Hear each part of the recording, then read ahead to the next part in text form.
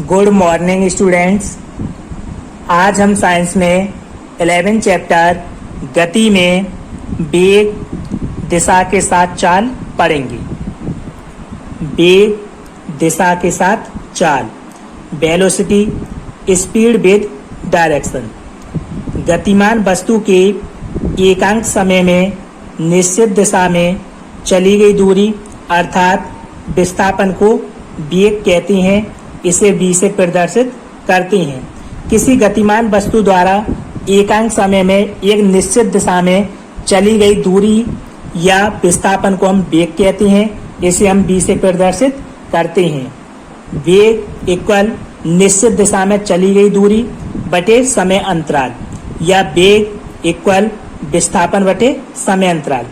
विस्थापन को हम डेल एस से प्रदर्शित करते हैं, जबकि समय अंतराल को डेल टी से। अतः वेग v equal del s upon del T.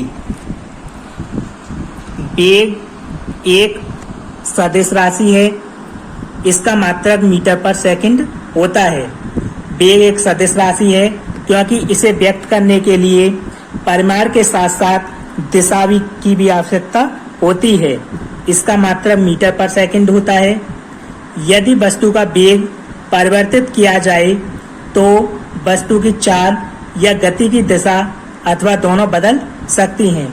यदि हम किसी वस्तु का वेग बदल देती हैं, यानी उसमें परिवर्तन कर देती हैं, तब वस्तु की चाल और गति की दिशा दोनों बदल सकती हैं। सामान्यतः वेग 5 प्रकार के होते हैं। नंबर फर्स्ट, एक समान वेग या अचर वेग। सेकंड, असमान वेग या अस्थिर वेग। थर्ड, औसत वेग। फोर्थ, तात्क्षणिक वेग। फिफ्थ, सापेक्ष तथा निरपेक्ष वेग। तो नंबर फर्स्ट, एक समान वेग या अचर वेग, यूनिफॉर्म वेलोसिटी और कांस्टेंट वेलोसिटी। यदि कोई गतिशील वस्तु किसी निश्चित दिशा में समान समय में समान रूप से विस्थापित होती है तो उसका वेग एक समान वेग कहलाता है। यदि कोई गतिशील वस्तु एक निश्चित दिशा में समान समय में और समान रूप से विस्थापित होती है तो इसका वेग को हम एक समान वेग कहते हैं। सेकंड, असमान वेग या अस्थिर वेग, नॉन यूनिफॉर्म वेलोसिटी और वेरिएबल वेलोसिटी। यदि कोई गतिशील वस्तु किसी निश्चित दिशा में समान समय अंतरालों में असमान रूप से विस्थापित होती है तो वस्तु का वेग असमान वेग कहलाता है। यदि किसी गतिशील वस्तु किसी निश्चित दिशा में समान समय में असमान रूप से विस्थापित होती है तो उस वस्तु के वेग को हम असमान वेग कहते हैं। थर्ड, औसत वेग। औसत वेग, एवरेज वेलोसिटी, किसी गतिमान वस्तु के कुल विस्थापन को समय अंतराल से विभाजित करने पर औसत वेग प्राप्त होता है। अर्थात औसत वेग इक्वल कुल विस्थापन बटे समय अंतराल equal del x upon del T.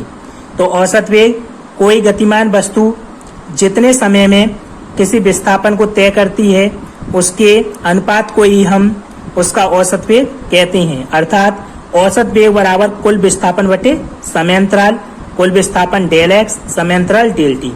अतः औसत वेग del x upon del t, जहां डेल एक्स गतिमान पिंड का विस्थापन है, डेल टी विस्थापन में लगा समय है।